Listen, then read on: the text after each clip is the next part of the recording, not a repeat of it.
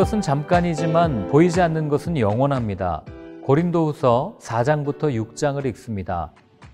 초대교회 그리스도인들의 모습은 선망의 대상이 아니었습니다. 초라한 겉모습, 노예, 손해를 보는 삶 등 멀리하고 싶은 기피 대상들이었기에 숨어 지낼 수밖에 없었습니다.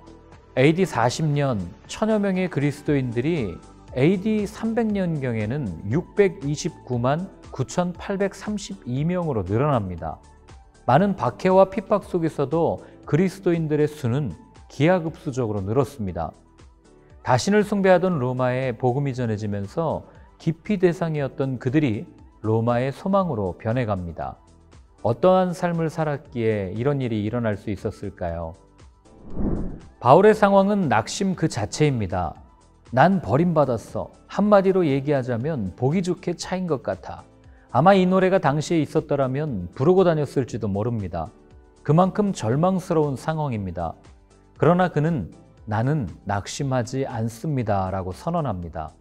심지어 8절과 9절에 보면 우리가 사방으로 우겨쌈을 당하여도 쌓이지 아니하며 답답한 일을 당하여도 낙심하지 아니하며 박해를 받아도 버림받지 아니하며 거꾸로뜨림을 당하여도 망하지 아니하고 라고 말합니다.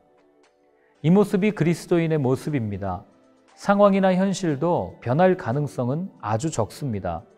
따라서 고난이라는 파도 앞에서 변하지 않는 현실 때문에 슬퍼할 이유가 없습니다. 고난은 해석되지 않으면 고난이지만 해석되면 축복이기 때문입니다. 그리고 이어 복음이 가려졌으면 망하는 자들에게 가려진 것이라고 말합니다. 자신이 전하는 복음을 알아듣지 못하면 바울 자신의 문제가 아니라 그들의 문제라는 말이죠. 이런 구절에서 바울이 사람의 눈치를 보지 않는 사심이 없는 사람이라는 것을 알 수 있습니다. 그는 오직 복음만을 전한 사람입니다. 그랬기에 그는 비록 겉사람은 낡아지지만 속사람은 날로 새로워짐을 말하며 보이지 않는 영원한 것을 주목해야 한다고 선포합니다.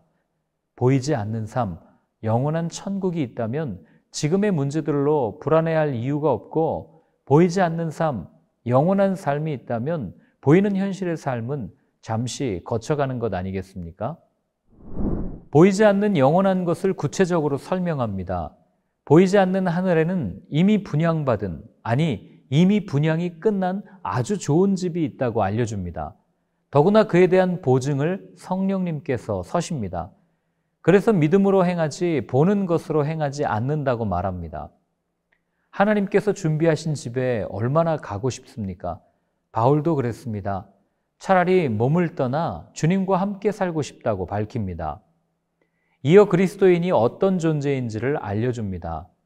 그리스도인이란 예수 그리스도 안에서 새롭게 된 존재이며 동시에 화목하게 하는 직분, 화목하게 하는 말씀을 맡은 사람입니다. 세상은 담쌓기 경기장 같습니다. 아무도 나를 넘보지 못하도록 높은 담을 쌓는 것을 성공이라고 말합니다. 담이 높아지면 높아질수록 행복할 것 같지만 그렇지 않습니다. 누가 이들에게 다가가 그 상처를 덮어주고 담을 허물겠습니까? 그리스도인밖에 없습니다. 왜 그렇습니까? 담이 허물어진 경험이 있기 때문입니다.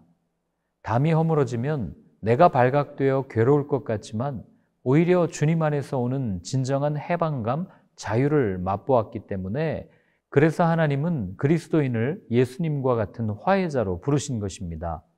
분열과 갈등으로 가득한 지금이야말로 화해 정신으로 그리스도의 사랑을 전할 때입니다. 5장에서 그리스도인이 어떤 사람인지를 설명했다면 6장에서는 그리스도인들의 삶은 어떠해야 하는지를 설명합니다. 첫째는 은혜로 사는 삶입니다. 세상은 대가로 삽니다. 일한 만큼, 시간을 쏟은 만큼 받는 것이 당연하다고 말합니다. 그러나 그리스도인은 은혜로 삽니다. 마태복음 20장에 나오는 포도원 품꾼 비유가 그것을 잘 설명합니다. 사람들은 3시, 6시, 9시, 11시에 와서 일합니다. 이 말씀을 읽으면서 누가 몇 시에 왔고 얼마만큼 일했는지에 주목하지만 성경은 일할 수 있도록 불러주신 그 자체가 은혜임을 말합니다. 예수님께서 화해자가 되어주셨기에 그 은혜를 베풀어 주셨기에 사는 삶이 그리스도인입니다. 둘째는 다 가진 삶입니다. 사실 1세기 그리스도인의 모습을 보면 가진 것이 없습니다. 그럼 도대체 무엇을 가졌단 말일까요? 바로 영생, 생명을 가졌습니다. 어떤 상황에서도 주님과 함께이기에 넉넉히 이겨낼 수 있는 생명, 그 능력을 가진 삶입니다. 셋째는 섞이지 않는 삶입니다. 바울은 선명한 이미지를 대비합니다.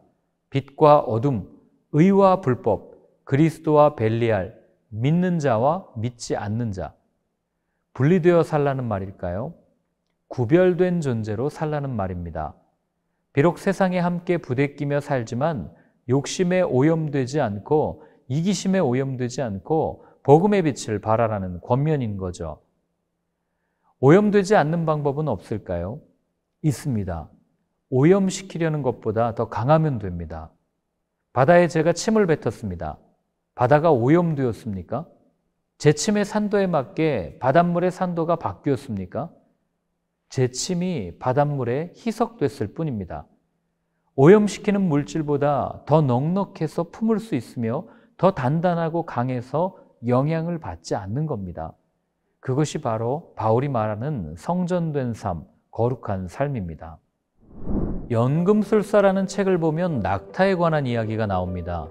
낙타는 사람을 배신하는 짐승이라서 수천 리를 걷고도 지친 내색을 하지 않다가 어느 순간 무릎을 꺾고 숨을 놓아버린다.